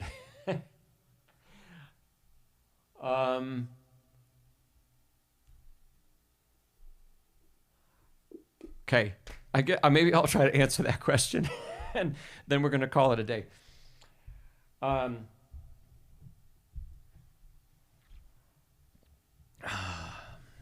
That's a tough question to answer. So Antonio has... I would say Antonio has a pretty deep understanding of harmony and theory, especially in the fact that he can construct things on his own. In that sense, I'd say Antonio, if I were to, let's just talk in RCM levels. Antonio, no, I think it's a serious, I think somebody really liked the way you played. I think it was a very sincere question. And so Antonio, I'd say like you're working on jazz, so it doesn't quite align with RCM theory, but you're probably at a level of understanding that's level 9 or 10. Yeah, well, Antonio, no, it's not Siberia. You're very hard on yourself. So, yeah, your understanding of upper extensions and building chords and now building out voicings, and they have really progressed quite nicely. So your understanding there is pretty darn deep, I'd say. You're also able to execute all these chords that you're playing. The fingers are coming together and they're playing simultaneously. That's a good thing. So we're going to say that's kind of the theory side of things. Then we have two more things to balance out. There's technique, and then there's our sense of musicality and understanding of how to tell a story. And in some ways they're intertwined, but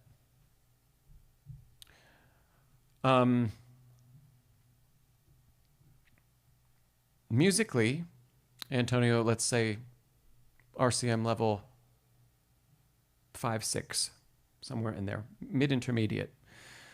You've got a good sense about you, and part of that has to do with the way you choose voicings.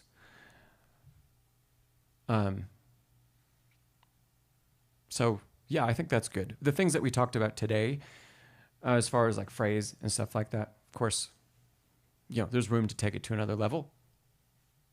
And Antonio, I think you'd agree that it's technically and technique-wise, that we are at the lowest point. And so it's coming along nicely. But I'd say probably more RCM 2 or 3. So there's a big spread there. Antonio, you're not alone in that spread. In fact, the great number of students that I see all the time, have a fairly big spread, and it's all in different categories. Most often with my adult students, it's technique that's the lowest. and other aspects of our understanding of music are much, much higher. Occasionally, I get a student whose technique is up here and musicality is down here. But that's pretty rare. So, hey, Antonio, music is a journey, and it's a beautiful thing, and we just get to enjoy being along for the ride. And that's great. And it's very obvious, Antonio, the work that you've put in since you started submitting things to the streams here. So you've come a really, really long way. So congratulations, bravo. I hope the answers to those questions, hopefully they don't make you feel badly. Hopefully you can be proud of the fact that some of your understanding is pretty high. It's hard to give an average, because if our technique is level 2 and our theory is level 10, that does not mean we can play level 5 or 6 repertoire, right? And so we need to keep working on everything.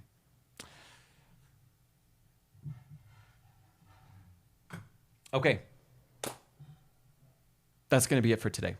Hey, please give the video a thumbs up if you haven't already.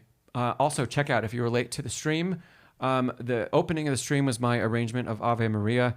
That comes out on all streaming platforms tomorrow morning. I left a pre-save link down below in the description. If you like it and you just want to support me a little bit for absolutely free, if you pre-save it, it acts like, with Spotify and Apple Music, etc., it tells them, hey, there are people interested. It's like buying a CD, except it doesn't cost you any money because you already subscribe to the platform. So check that out. There's a link in the description. The sheet music is also linked down there. And of course, hey, Ricardo. Of course, there's also my Next Level Pianist Academy that you can sign up for. We just had our first recital ever. We had about 10 members play, and it was so much fun. It's a lot of really great music. So we had our first one of those. Yesterday, we had a practice audit session that we had about 10 people, 12 people there for, and 4 people sent in practice segments for us to review together. It's such a great way to learn. And we have a workshop coming up on Saturday. Everybody, when you join, you get your first 7 days for free. So if you want to come and see what the workshop is about on Saturday, you can absolutely just join. No commitment. And find out if you want to stick around or if you don't. It's up to you. Okay. Nancy, you say, all the cool kids hang out there. Well, I appreciate that.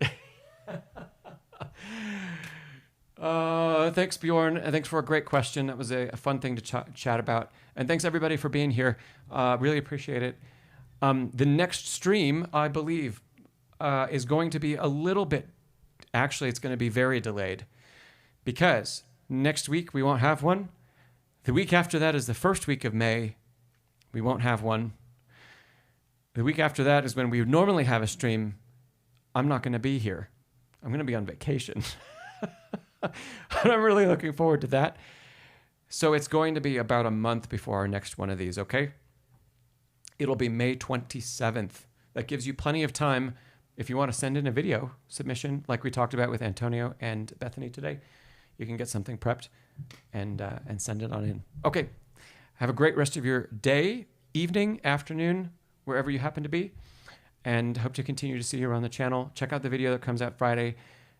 Join Next Level Pianist Academy. Pre-save Ave Maria down below in the description. Practice smarter, not harder. And I'll see you next time.